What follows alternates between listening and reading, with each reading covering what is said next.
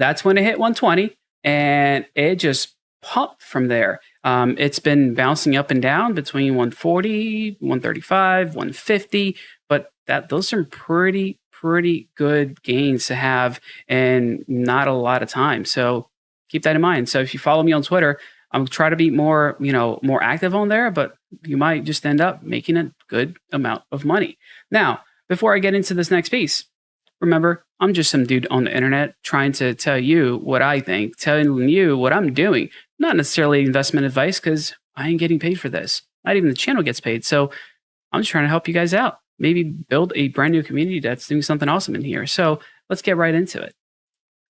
Quant Network. Yeah, I got a slideshow. I know. I'm nerding out on this one. It's too exciting for me not to do this. So Quant Network. It's the integrating blockchains without adding a blockchain. Like this might sound complicated. It's not. I'm gonna try to break it down as simply as I can. I'm not going to go into very nitty-gritty details, but I do want you to take a look at the things that I always say is important when you're looking at a new coin. And the first thing that I think everyone needs to do is look at the CEO, look at who the team is. And I could go over everybody on the team, and they have a pretty good team, but just looking at Gilbert, not Gilbert Grape, man, I can't stop thinking of that movie when I read his name every time. But he's done some pretty cool things. As far as big companies, I mean, he's been part of BP, HSBC, like he's been with some pretty big organizations. Not only that, he's been with, the Ministry of Justice and, Bank of England. Like that's pretty impressive to have in your resume. And that also means that you're pretty well connected when it comes to cybersecurity and all things blockchain. Because at the end of the day, these companies might not have blockchain things set up, but I guarantee you, they're not only talking about it, they're implementing it on the back end as well. And this is where his, background kind of comes into play. And this is like old, right? So we got even more new stuff here. He was 2 years with the Federal Reserve System. Everybody knows that blockchain is the future. They're working on stuff. So if you have somebody that has been involved this deeply when it comes to finances of a country, guess what? He knows a thing or two. Not only that, you got somebody that's on the European Commission board. That's a pretty big deal. Not only that, add to that, you got he founded the blockchain ISO standard.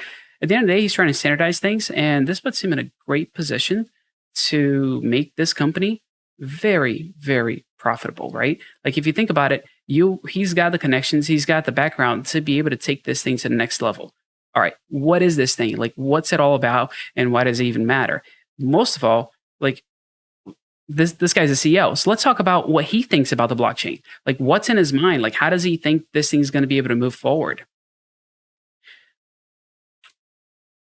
He understands this very basic principle. You can't control other people. Not only can you not control other people, you can't control businesses or other countries. I mean, try to think about, oh yeah, guess what? US, you're now going to utilize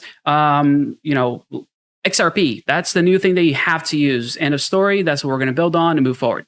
He understands people aren't going to budge like that. Businesses are more likely to adopt new technologies if they're going forward, but good luck trying to get a whole country to do something. I know that ADA is working towards something like this, which is kind of awesome, but it's very difficult for you to do something along those lines.